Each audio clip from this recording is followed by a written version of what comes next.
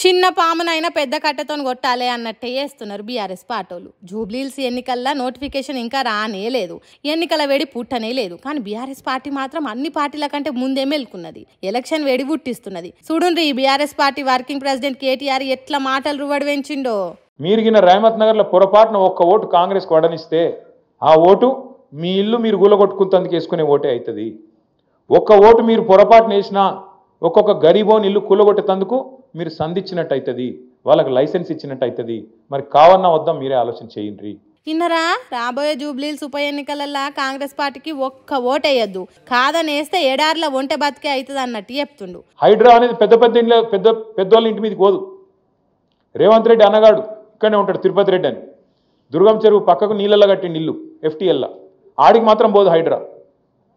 ఎందుకు? ముఖ్యమంత్రి అన్న కదా, పోతే ఉద్యోగం పోతుంది కదా, ఆడికి పోదు. ఆడికి పోతుంది, రేవంత్ నగర్ పోతుంది, బోరబండ పోతుంది, యూసఫ్గూడ పోతుంది, షేక్పేట పోతుంది, ఎర్రగడ్డ పోతుంది. మీ దగ్గర ఉండే బస్తీలకు మాత్రం బరాబర్ వస్తుంది. కులగొడితే పేదవాడిని అడిగేటోడేవాడు? గోపన్న లేడు కదా, గోపన్న ఉంటే బరాబర్ వచ్చి అడ్డం నిలబడుతుండే. గోపన్న లేడు కదా, ఇక అడిగేటోడు ఎవడున్నాడు? మేము చూసుకుంటాం, జూబ్లీహిల్స్ దున్ని పారేస్తాం అనే దాంతో పైసలు కొడతాం, అవసరమైతే ఆఖరికి ఓటుకింత కొడితే గరీబుగాళ్ళు మాకే అయిపోతే ఎవరికెత్తారు అనే ధైర్యము ఇలా కాంగ్రెస్ వాళ్ళు ఆ ధీమాతో ఉన్నారు.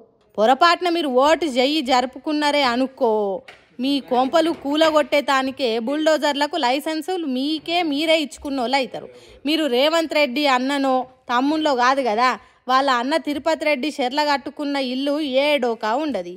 అట్లా మీరు కాదు కదా, అందుకే మభ్యపెట్టే మాటలు నమ్మి ఆగం కాకుండా అన్నట్టు జనానికి చెప్తున్నాడు.